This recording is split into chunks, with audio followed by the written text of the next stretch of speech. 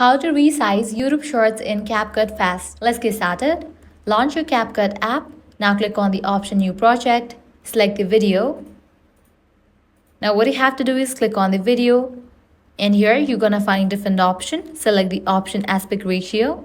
Set it to 9:16. This is the vertical format.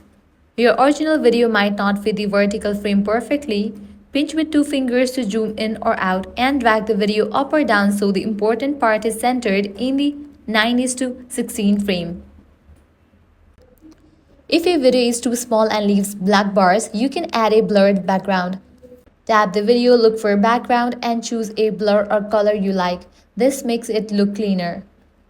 Play your resize clip to make sure it looks good in vertical. When you're happy, tap the arrow up icon in the top right corner to export. Choose the best quality and save it to your phone. Now you are ready to upload it as a YouTube short. So that's a wrap for this video. This is how you can easily resize YouTube shorts in CapCut fast. If this guide helped you out, don't forget to like, share and subscribe.